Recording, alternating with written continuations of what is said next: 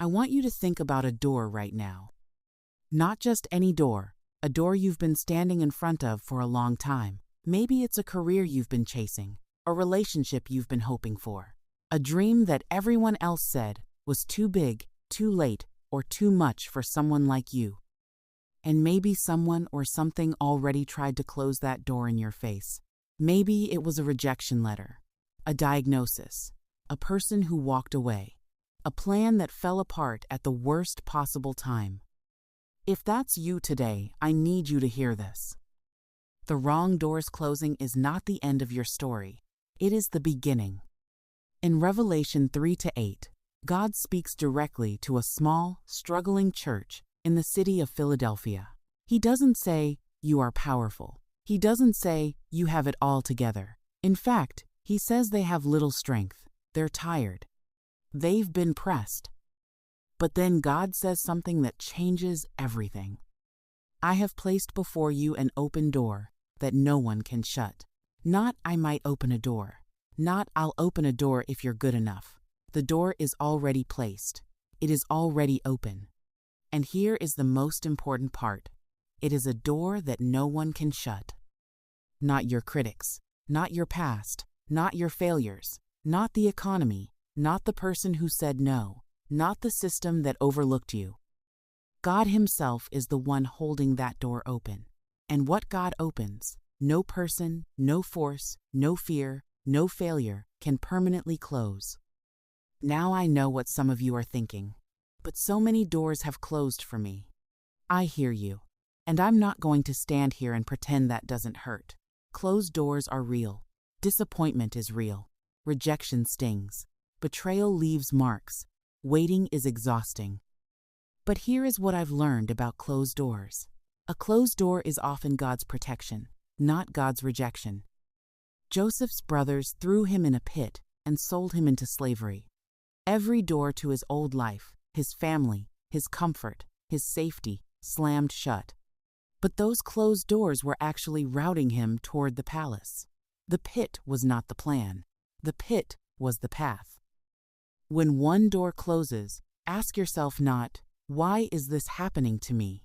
Ask yourself, "What is this making room for?" Because here's the truth. Sometimes the door God has for you is in a direction you wouldn't have even looked if the old door had stayed open. Sometimes God has to close the comfortable to push you toward the extraordinary. The door that closed? It wasn't your destination. It was a detour. Notice the scripture doesn't say God opened a door. It says God has placed before you an open door. That word "placed" implies intentionality, deliberate positioning, strategic placement. God is not scrambling. He is not catching up. He is not surprised by what happened to you. He is preparing something, and preparation takes time. Some of you are in the middle of a preparation season right now, and it feels like nothing is happening. It feels like silence. It feels like stillness. It feels like everyone else is moving forward while you're standing still. But let me tell you what's actually happening in the waiting room. Your character is being built. Your wisdom is being deepened. Your roots are going down so that when the door opens, the wind won't knock you over. You are being made ready for what's already been made ready for you. The farmer doesn't despise the winter. The farmer knows winter is when the ground is being prepared. Spring always follows. Your season is not canceled. It is calibrated. Now here's the part nobody likes to talk about. An open door still has to be walked through. God places the door, but you have to move. Faith without feet is just a wish. You can believe in the promise and still stand paralyzed at the threshold because of fear. Fear of failure. Fear of being too visible. Fear of what happens if it actually works. But you were not built for the hallway. You were built for what's on the other side. So here's my charge to you today. Take one step. Just one. Make the call. Submit the application. Start the conversation. Write the first page. Open the business account. Say the prayer out loud. Because when your feet start moving, something shifts in the atmosphere. When you act in faith, heaven takes notice. When you stop waiting for perfect conditions and just move, doors begin to respond. You are not waiting on God. In many cases, God is waiting on you.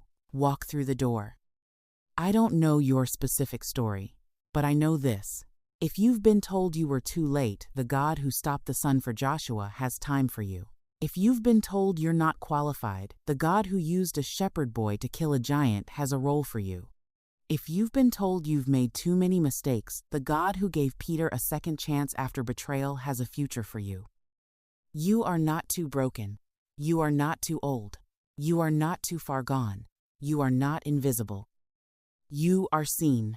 You are known. You are being prepared.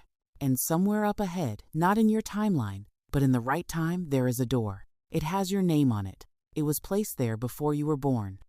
And every experience you've had, every loss, every lesson, every late night, every tear was preparing you to walk through it.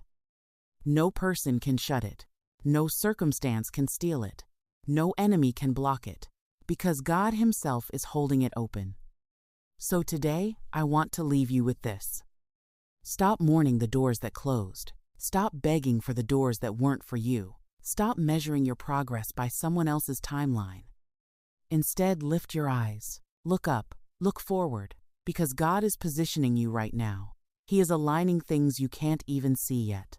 He is moving pieces on a board you don't have full view of.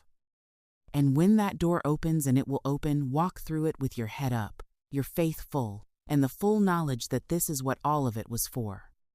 Because God is preparing doors for you that no person can shut. Say that with me one more time. God is preparing doors for me that no person can shut. Now go live like you believe it.